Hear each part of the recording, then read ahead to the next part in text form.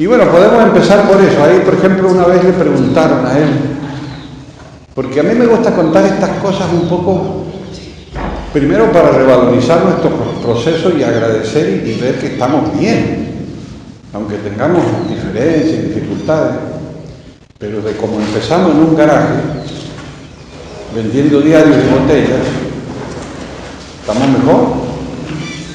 Y además, por ejemplo, han pasado muchos años. Bueno, pero es que este hombre era tan adelantado que recién ahora vamos entendiendo más o menos. Vos tenés que pensar que, por ejemplo, él nos propone hacer comunidades, ¿no? Comunidades. O sea, que no hay nadie sobresaliente, ni hay individuos sueltos. Y eso no existe. Todo es en conjunto ahora. Y claro, eso también es bastante avanzado, ¿no? Entonces esa es la parte que a mí más me llama la atención. Y por ejemplo el tema del color naranja, me acuerdo alguien le preguntó que qué significaba. Bueno, es el color que más se ve de lejos, ¿no es cierto?, en la montaña, en la alta montaña, pero no tiene un color, qué sé yo decía. Además el color naranja ya existe. Dice, no tenemos que inventar todo. Si hay cosas que existen y son interesantes, las aprovechamos, ¿no? No es que tenemos que inventar todo. Y el color naranja se usó una de las primeras veces. Le contaba a este amigo que se llama David, que está en Jujuy, que había estado en Bolivia. Y ellos se acuerdan que hubo un episodio en un bar que se llama La Paz, en La Paz. Y resulta que allí tuvimos una reunión un día que nos salió muy bien, bueno, lo puedo contar después se hizo una nueva reunión en ese bar, y nosotros llegamos, suponte que él nos hubiera dicho, bueno, a las 6 de la tarde, llegamos todas las 6 de la tarde, estaban todas las mesas juntas, seríamos unas 15 personas, 16, y ¿qué había delante de cada uno? Una botella de naranjada. Primera vez que se presentó el color naranja. Uno, claro, no pensó que era después símbolo del humanismo universalista, pero qué curioso, podríamos haber pedido otra bebida, ¿no? Así que ese es el tema que les voy a contar. La primera vez que pasó algo de nuestra querida historia, ¿no? Entonces ya tenemos una, el color naranja, La Paz, 1965. ¿Por qué se hace la reunión de La Paz? Porque antes se hicieron unos retiros urbanos en Buenos Aires, donde salió en dispersión la gente de viaje a armar ciudades, Uruguay, Perú, México y alguien a Venezuela y otro Buenos Aires. Entonces sí lo dijo, bueno, eso fue en el 64. Y también alguien pasó por Chile, sí. También, más o menos, y Mendoza nosotros.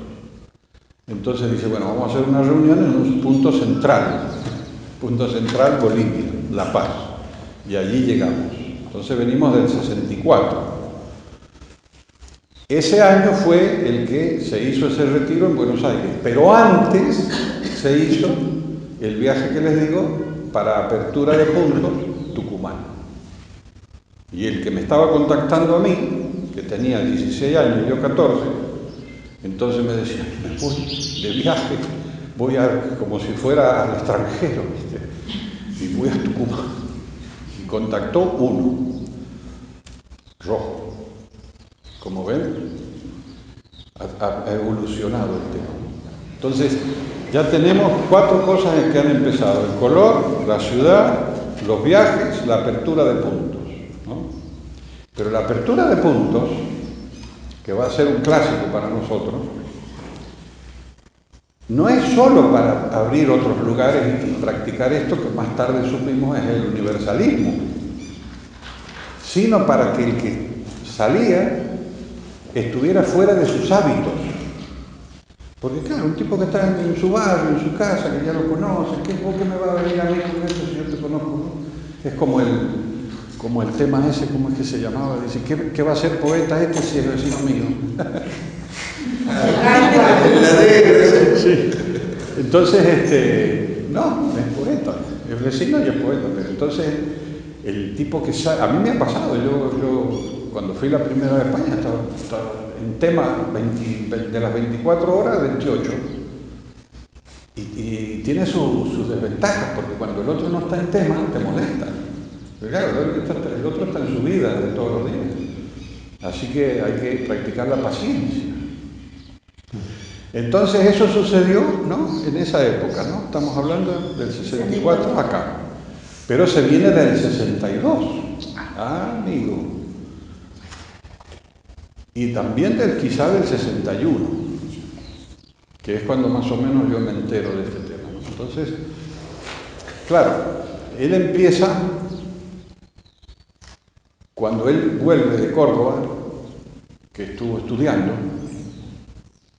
abogacía, llegó al tercer año y ahí decide volver a Mendoza porque inauguran la Facultad de Ciencias Políticas y Sociales.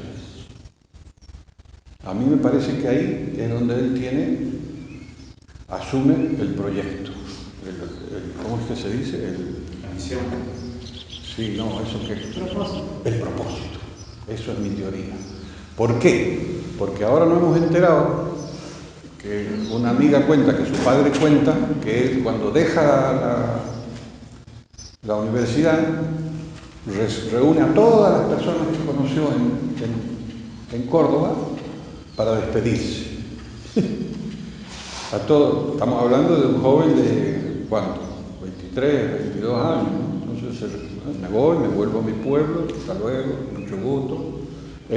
Lo importante es conservar las relaciones. A lo largo de su vida, que yo sepa, ha roto una o dos. Porque el otro está en otra onda. Si no, no. Siempre hay un momento de reconciliación. ¿Te pareció bien? Incluso, yo no me había dado cuenta que cuando lo dice en el discurso cuando lo menciona en Punta de Vaca, esto de la reconciliación, dice que él explica que aunque el otro no esté de acuerdo, o inclusive que no esté presente, yo eso es tan fuerte, tan impactante que ni lo oí. Y yo estaba ahí. Y después la otra persona que me lo contó dice, ¿lo escuchaste? No, ¿qué me decís? Claro, uno se imaginaba el reconciliarse, uno va y le dice al otro, perdoname, y el otro le dice, no, te perdono. ¿O te querés reconciliar con alguien? También lo recomienda. Como verán, vamos saltando de tema. Bueno, eso yo tengo una pequeña experiencia personal, porque yo tuve una dificultad, no vamos a entrar en detalle, y entonces yo comenté, no, es que yo todavía no me reconcilio con ese tema. Uy, entonces no vas a trascender, me dijeron. Yo de ahí dije, uy, esto hay que resolverlo, porque si no, trascender después de, ¿no? Entonces, como no sabemos cómo va a ser eso, y encima, mal, mejor, hagamos alguna cosa. Pero eso no tiene nada que ver con los comienzos, son temas que no se hablaban. ¿No te parece interesante cómo iban pasando otros temas? Entonces, hemos ido al año 61, cuando él deja ese lugar y viene a este lugar y empieza a conversar con las personas, con los amigos de su barrio, los vecinos y los que están en esa universidad. Y ahí hay una mezcla de personas y de ideologías que, bueno, ha sido imposible de conciliar, pero los procesos se han dado. Y los hitos, los temas que se mencionaban eran, algo hay que hacer, esto no puede quedar así, y meterse para adentro. Así me contactan a mí. Hay que meterse para adentro y algo hay que hacer. El mundo no puede quedar así. Y era de Mendoza, y era auténtico, y no venía de fuera. Y a mí eso me pareció extraordinario, ¿no? Entonces, más o menos empieza. Pero cuando ya se empieza un poquito más en serio, con ejercicios y cosas, se hablaba de entrenamiento interno. interno. Entrenamiento interno. Atención, concentración en un punto en un círculo rojo. Y el poco a poco eso del entrenamiento fue pasando a trabajo interno. Y eso ya más o menos se va entendiendo y va a durar más tiempo. Pero los primeros tiempos eran así, un poco difíciles, ¿no? Entonces, se hacen esos retiros en Buenos Aires y en el Tigre, y ahí es cuando a mí me impacta mucho, porque claro, había empezado como una cosa de Mendoza, ¿viste? Que es lo importante, pero dejar todo e irse a Buenos Aires, a un retiro urbano. O sea, se trabajaba y se hacía trabajo interno o entrenamiento interno. Pero hay un detalle que es interesante de tener en cuenta, que hemos comentado, que el que me está contactando a mí me dice, bueno, va a empezar este retiro en Buenos Aires, se van a Buenos Aires y él vende todos sus libros, minuciosamente marcados, graficados, subrayados, comentados. Y estaba todo Mendoza comprando los libros de Rodríguez, los profesores, los exalumnos. Vende también la cama y como se dice, los estantes, para juntar fondos para ir a este retiro. ¿Te pareció bien? Cuando se hace todos los días. Y él, por supuesto, no le daba mucha importancia. Yo recibí 2 o 3 libritos de eso. Uno de ellos era de un tal T.H. Lawrence, que es una novela, no sé qué. El otro no sé cuál era, y después uno que sí fue importante, pero había uno muy gracioso que iba subrayando y ponía al costado y decía, ¿y esto por qué? ¿No? Y en otra hoja decía, no estoy de acuerdo. Tendría 20 años, 18 años, ¿no? No, era muy curioso. Pero el libro que marcó mi existencia fue, que me lo trajo este que me contactaba, pero era recomendado, era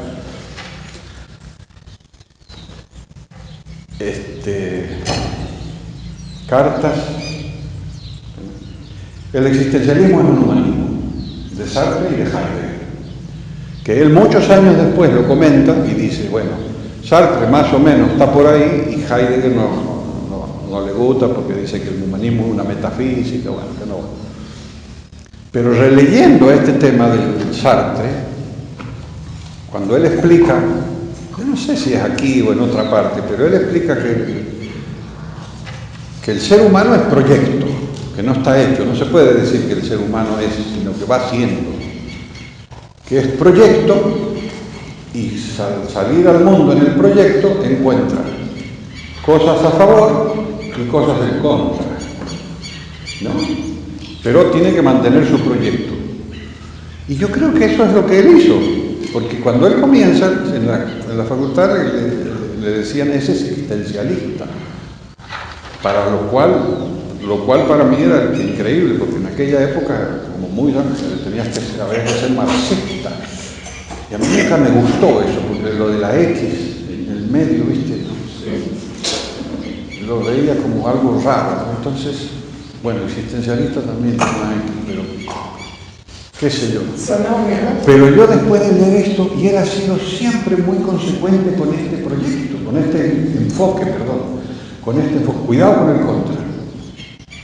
Por acá podemos ir, cuidado con el contra. A tal punto, bueno, vos lo escuchaste que lo comenté la otra vez en Buenos Aires, ¿no? Que había una fotocopiadora cerca de mi casa. Me dice, vamos a hacer una fotocopia. Y le digo, no, pero ahí no, dice, porque son contras. Una fotocopiadora. Y tuvimos que dar unas vueltas hasta encontrar una fotocopiadora, cuando habían pocas. Así que nada. Por eso es que él a veces ha sido un poco, cuando veía que no va la cosa, no tiene mucha paciencia. Tiene paciencia cuando no comprendíamos. Y bueno, entonces hemos ido llegando a esto y entonces nos vamos a instalar, ¿cierto? Hemos dejado Bolivia, hemos dejado lo de Tucumán, lo de Buenos Aires, Y han empezado los primeros papeles, los primeros textos, porque antes no teníamos nada. Lo primero que yo conocí se llamaba, ¿lo han visto ese papelito que dice macrocosmos y microcosmos? Que dice no sé qué del yo periférico, del yo profundo. Chao. Esto es, eso a mí me convenció. Y otro escrito que decía, solo algunos vienen del pasado con un algo. ¿Qué registro te deja eso? Algunos vienen del pasado con un algo, y si no, hay que crear el algo que después se va a transformar en centro de gravedad, el crecimiento del espíritu. Qué interesante cómo va mencionando, ¿no?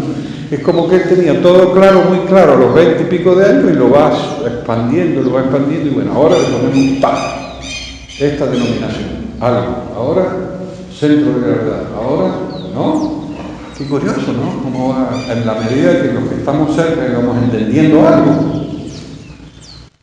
Y bueno, entonces se vuelve a Mendoza después de la reunión del 65, se hacen algunas cosas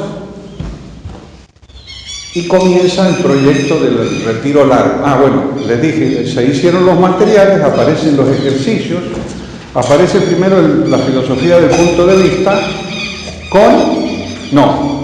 con ejercicios, y después se separa y queda el ejercicio y la filosofía. Pero parece que no estudiábamos mucho, así que no sé cómo quedó en un cajón. Y hacíamos los ejercicios. ¿Nos querrán decir algo los pajaritos? Entonces, cuando vino el libro rojo, estaban 6 ciclos, de 6 reuniones cada uno, programadas, había que hacerlas por semana. Y esta etapa que tenemos ahora de la reunión semanal, ¿no?, del mensaje, de lo que sea, se parece mucho a algo, a aquella otra, porque era cuando realmente crecimos, teníamos un centro de gravedad, teníamos reunión todos los jueves, y hacíamos ejercicios ya programados, no había que inventar ni improvisar nada, eran ejercicios complejos, pero bueno, lo hicimos. Entonces, una vez hecho eso, que se hacían los retiros de 2 meses o 3, viene el retiro largo y se decide otra vez el norte, Jujuy. Y aquí vamos al Arenal, porque alguien consigue un terreno allí, más allá de San Pedro. Y eso es todo lo que yo quería conversar, que aquí es la primera vez que se dice la palabra silo, en el Arenal, en Jujuy, de la manera más imprevista, porque unas personas llevaban un tiempo, se suspendió por problema, y nosotros llegamos en enero del 67, hasta mayo del 67. Y en un momento dado, él está así conversando y dice, bueno, y ahora vamos a estar con este asunto de silo. ¿Cómo? ¿Qué pasó? Dice, fulano sabe, dice, ¿lo miramos a fulano? Sí, dice, está en la Biblia, en el Génesis. No caerá el cetro de Judá, no sé qué. Ahora tenemos que ver con la Biblia, hermano. Y entonces, otra persona se va a encargar de buscar distintas Biblias. En la selva de Jujuy, imagínate. Bueno, yo tengo fe. Entonces había Biblia que lo menciona, Biblia que no lo menciona, Biblia que dice el pacificador. Y estaba la Biblia, porque a vos te puede resultar de interés, en esperanto. ¿Y estaba la de Ortega y Gasset? No. Ortega y Gasset, ¿no? Que dicen que sí lo va a llegar. No, él dice que va a venir alguien que es el hijo de un titán y de una criolla, ¿no? La montaña, que va a surgir un titán. Pero eso nosotros no lo conocíamos. No, yo me refiero a la palabra. Y después, eso ya va. Pero al final de este periodo, nosotros vamos a hacer una reunión parecido a lo que les comenté antes, para despedirnos de los vecinos. Porque no podemos ser como los hunos de Atila, donde pasan y crece el pasto. Yo me sentí mongol, ¿viste? No podemos ser mongol. Entonces, invitamos a todos los vecinos y él a la mañana hizo un escrito, que algunos nos recordarán, que empieza diciendo: los pájaros agoreros de todas las tendencias y naciones coinciden en afirmar que la humanidad está en su punto crucial, o en momento crucial. Y después sigue un montón de cosas, Y al final dice, salvemos al hombre de la venganza, preparando el camino de la nueva humanidad que ya se acerca. Desde Jujuy a Medellín. Es conmovedor. Sí, estamos en mayo del 67. Esto lo leímos y después viene la primera ceremonia, con un escrito que nosotros hablábamos y la gente respondía. ¿Sí? Y en ese escrito se decían algunas cosas, se menciona Silo, y el estribillo que se repetía era: solo importa la fe. A ver. Solo importa la fe. Suena lindo, ¿eh? Tacatac, tacatac, tacatac, solo importa la fe. Solo importa la fe. ¡Qué bien! Triunfamos.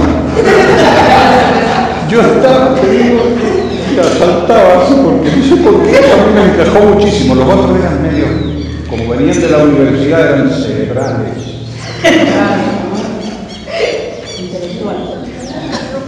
Bueno, en fin, esto es.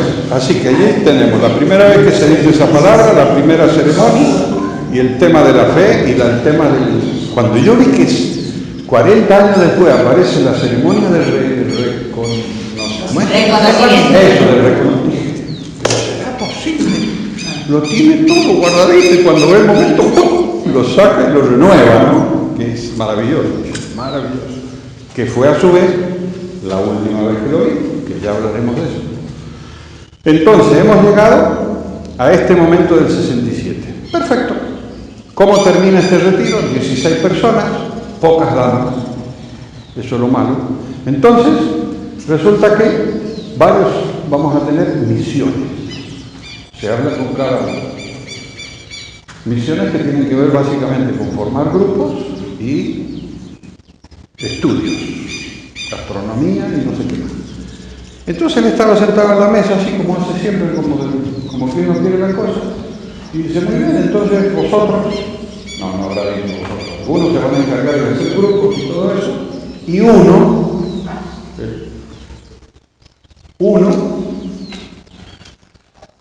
se ocupa o se encarga del fenómeno Silo. Punto. ¿Qué será? La segunda vez que escuchamos la palabra. Entonces seguimos con este tema de Silo y el norte, ¿no? Del fenómeno Silo. Bueno, nos vamos a las casas, empezamos la formación de grupos, las cuestiones, y más o menos en el 68, a mediados, nos invita, vuelve el tema, y allí comienza y sale. ¿Se acuerdan de las estampitas esas?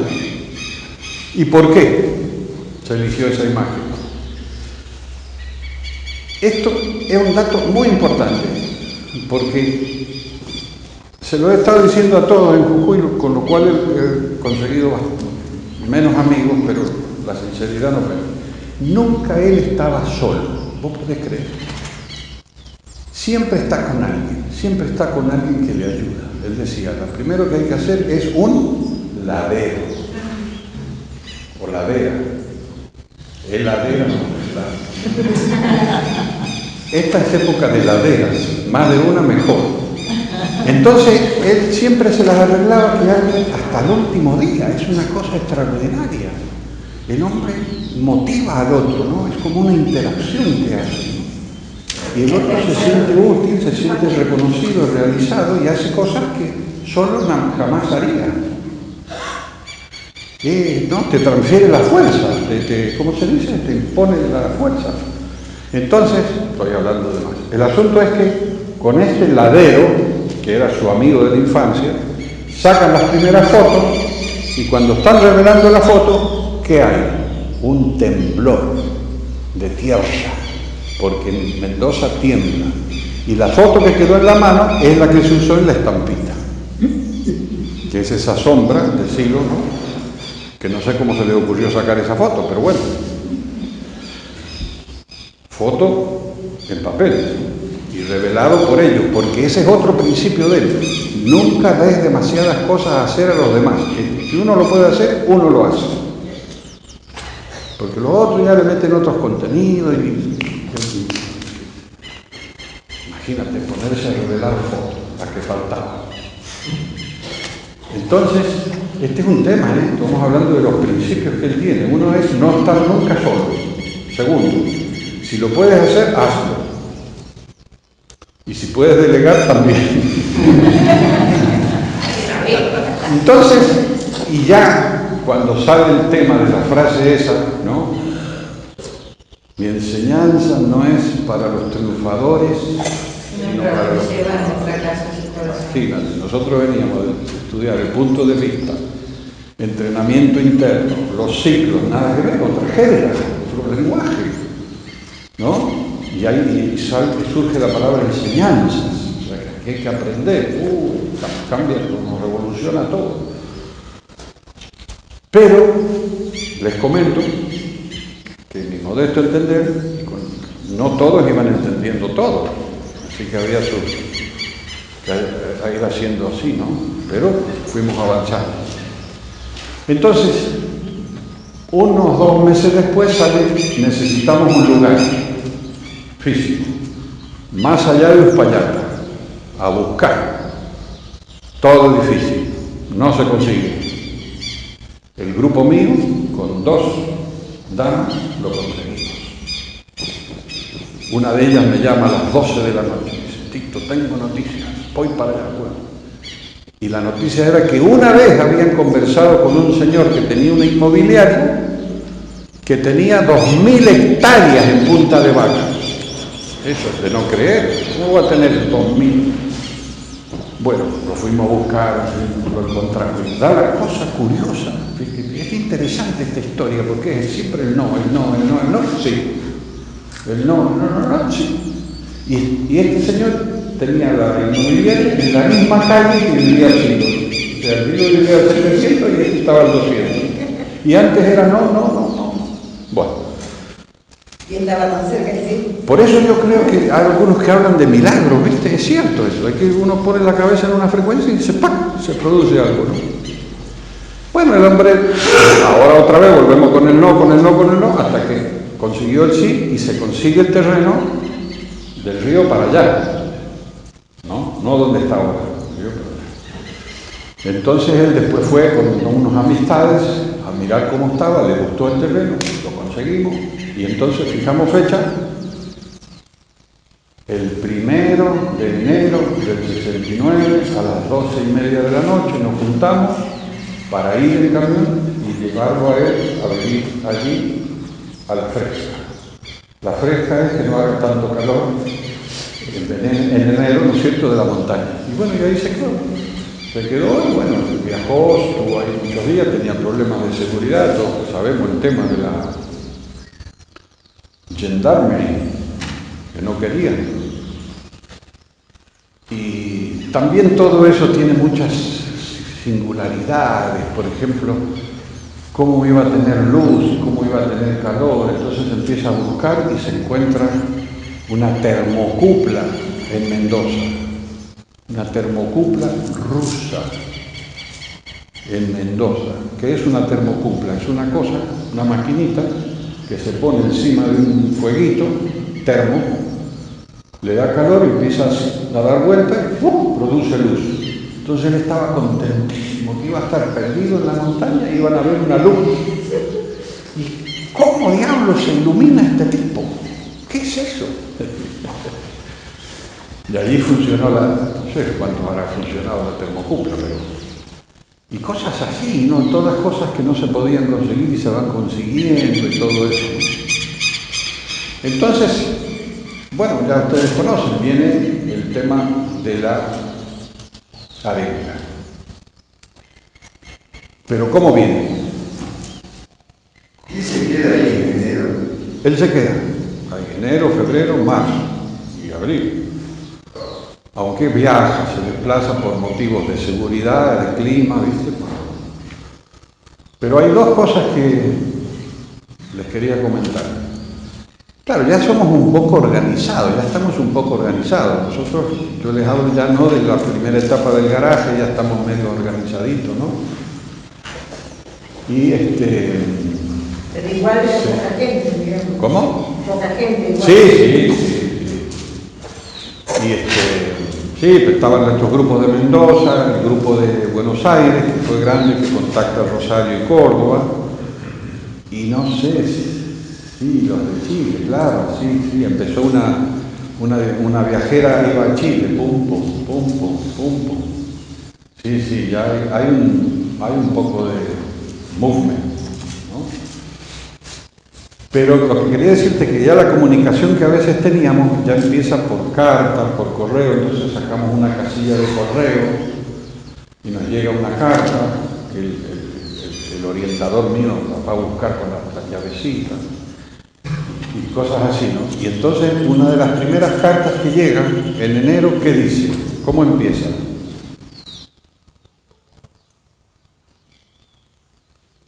Se nos enseña a ser intencionales.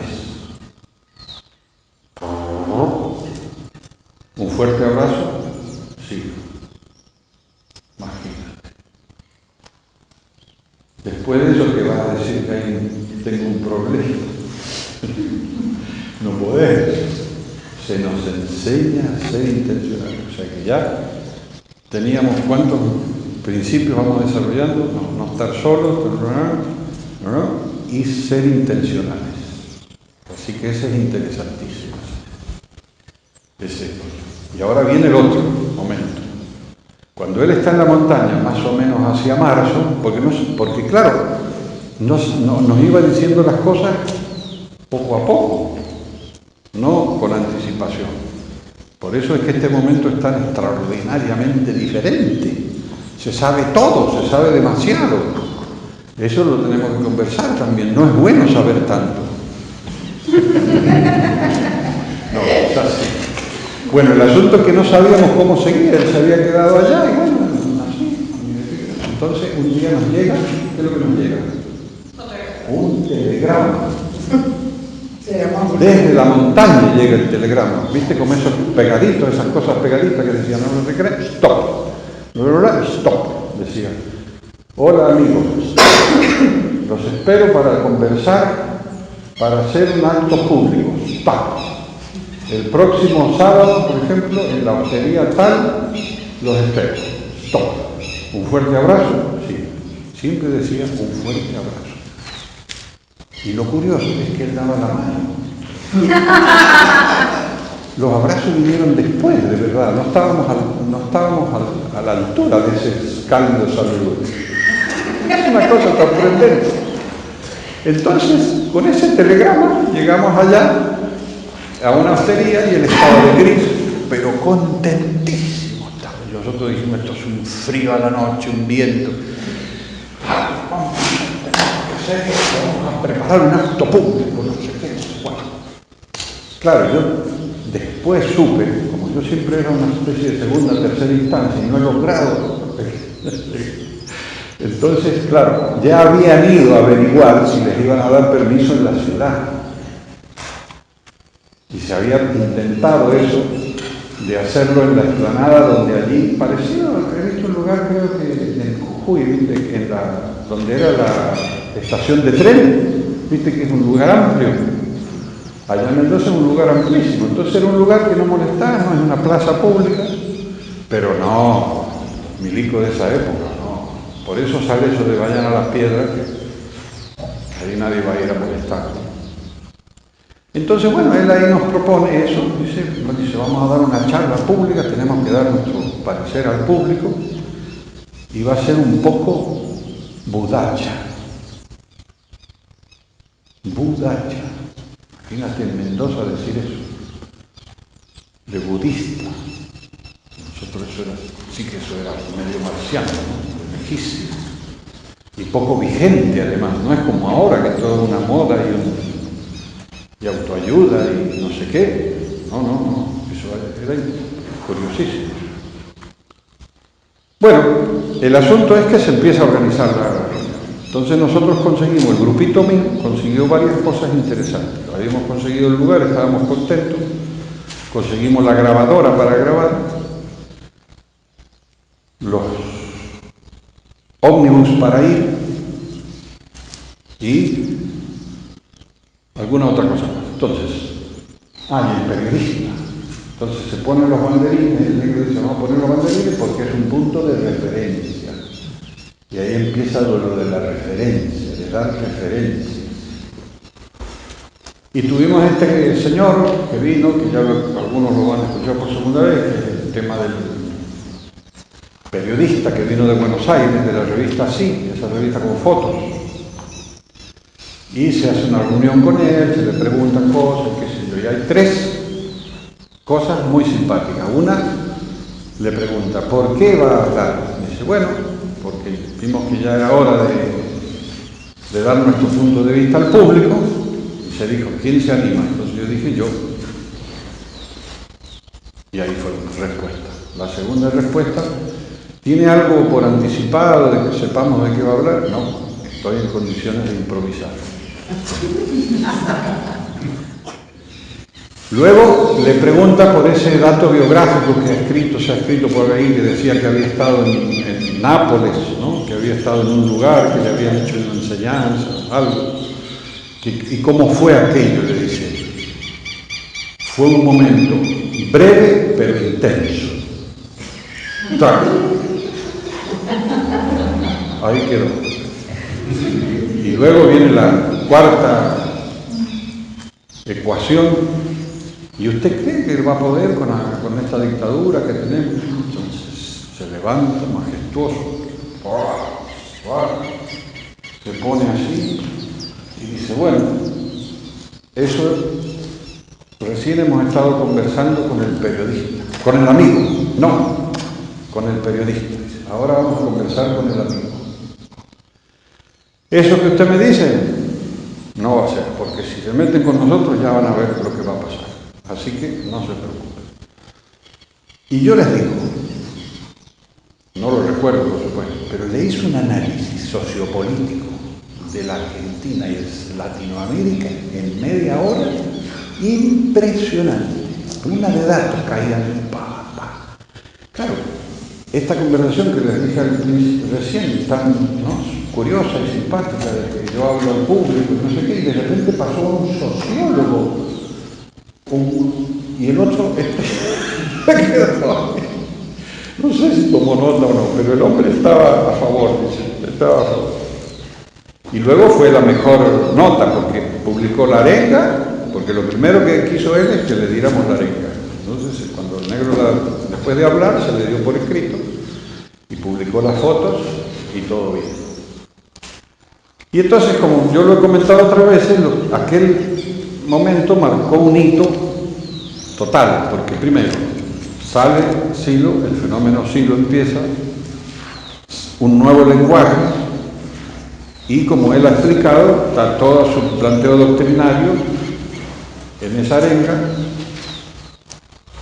y la cuestión budacha es eso de superar el sufrimiento, que, como lo dijo él más tarde, dice, claro, uno lo dice así, parece que todos se escuchan, dice, pero no, muchas ideologías ni siquiera lo mencionan a lo largo de la historia, o como es algo que hay que pasar por eso, pero superar no queda claro. Así que nosotros lo aclaramos. Y ahora les digo algo que es muy interesante y breve. Entonces pasó eso. Luego, no sé cómo, todos sabíamos que teníamos una reunión con él, los grupos, ¿no es cierto?, en el centro de la ciudad. Y allí llegamos todos por intuición. Entonces él seguía vestido con ese indumentario especial y nos da el librito rojo, ese, ¿lo han visto? Es un librito que tenía una serie de escritos y tenía, al principio empezaba con que ahí aparece ya como mensaje, dice, pero antes se llamó el exordio, que a mí me gustó mucho porque es la primera vez que aparece la idea, el hombre, coma, y la mujer, coma, no, decía, el hombre piensa en una dirección, siente en otra y actúa en otra diferente. Y entonces ya pasábamos a hacer el MLI, el Movimiento de Liberación Interior, ya dejábamos de ser grupos caseros, así de chicos de los barrios, a un movimiento importante, ¿no? Con Entre ese lenguaje y el de la arenga, no sé, era como lo conciliamos, pero ya éramos otra cosa. Y habíamos empezado el tema que a él le va a interesar tanto, ¿no? El tema del público, ¿no? El tema del público. Esto es lo nuestro, estamos, claro, es para nosotros estamos, pero nos debemos al público. Y lo que les quería comentar, a raíz de lo que decías de la cuestión doctrinaria, él mucho más tarde dijo, claro, dice, porque una vez que tú pones el tema de superar el sufrimiento y la no violencia, ya puedes decir todo lo que quieras después. Pero no como otros que nunca lo han dicho. Entonces, claro, proponen un montón de cosas y en el devenir del tiempo va generando las dos gracias, ¿no? Dolor, sufrimiento y violencia. Entonces dice, esto es como si fuera, sí, esto dijo él, es como si nosotros fuéramos pintores, empezaríamos por el marco, en vez de por el lienzo, por el marco. Entonces ponemos, no violencia, superar el sufrimiento.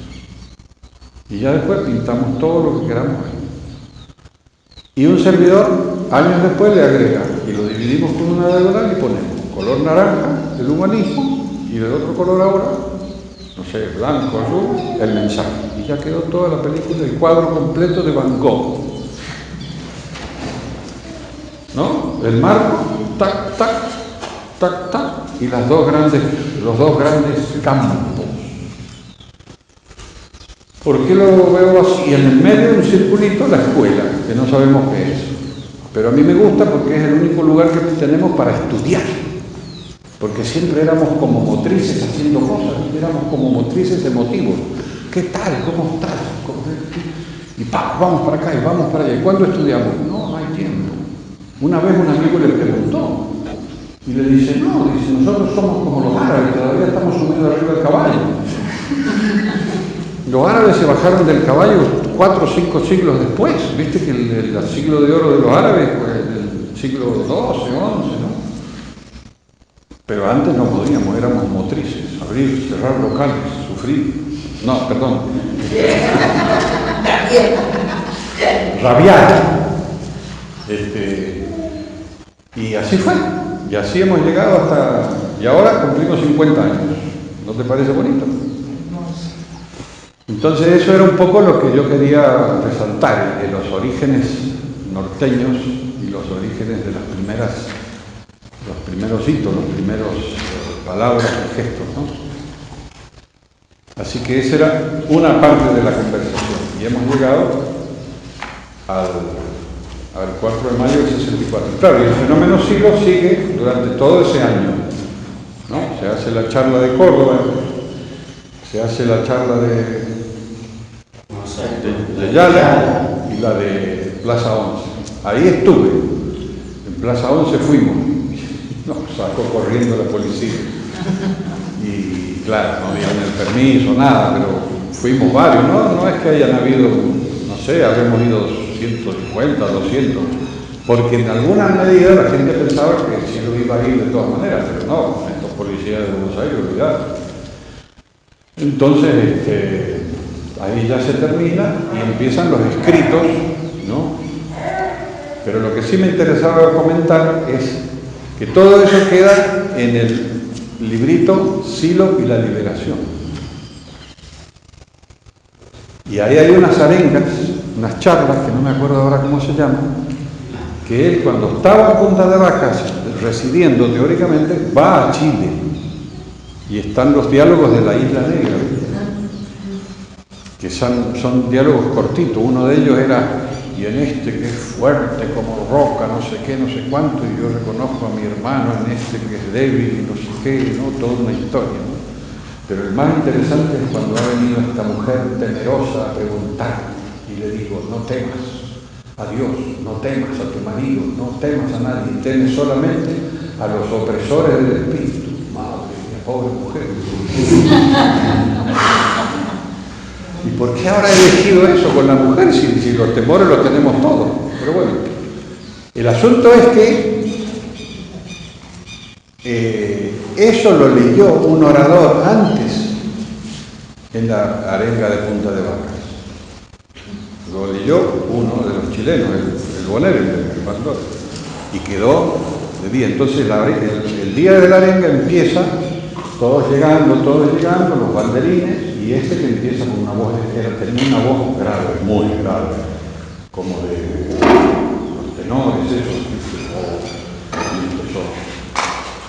Y una mujer temerosa llegó, daba vuelta la hoja y el viento empezó a correr.